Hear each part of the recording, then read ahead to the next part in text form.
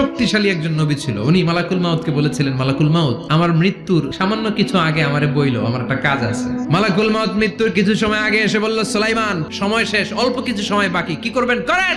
সাইয়েদনা সুলাইমান জিনদেরকে ডাকলো, ও জিনেরা, বিশাল একটা প্রজেক্ট আছে, প্রজেক্টে কাজ শুরু করো। আর কিছু জিনকে বলল, চারদিকে গ্লাস ফিটিং করা একটা রুম বানাও। সাইয়েদনা সুলাইমান আলাইহিস সালাম গ্লাস ফিটিং করা রুমের ভেতরে ঢুকলেন। এই রুমে ঢুকার দরজা নাই, হাতে একটা লাঠি নিলেন, লাঠির মধ্যে ভর করে দাঁড়িয়ে রইলেন আর জিনদের দিকে তাকিয়ে রইলেন। জিনেরা এত বদমাশ ছিল, সাইয়েদনা সুলাইমান দাঁড়িয়ে না থাকলে কাজ করতো না, দাঁড়ায় না থাকলে আজও লোকজন কাজ করতে চায় না, ঠিক কিনা? সুলাইমান আলাইহিস সালাম লাঠির মধ্যে ভর দিয়ে দাঁড়িয়ে রইলেন আর বললেন, কাজ করো। জিনেরাও কাজ শুরু করলো। ওদিকে মালাকুল মাউত এসে বলল, সুলাইমান, সময় তো শেষ। সুলাইমান বলে, সমস্যা নাই, রূহ কবজ করো। মালাকুল মাউত ওইভাবে লাঠিতে ভর দেওয়া অবস্থায়, দাঁড়ানো অবস্থায় সাইয়েদনা সুলাইমান আলাইহিস সালামের রূহ কবজ করে নিলেন। উনি এমন ভাবে দাঁড়িয়েছেন, রূহ চলে গেল, লাশ হয়ে দাঁড়িয়ে রইলেন। লাঠি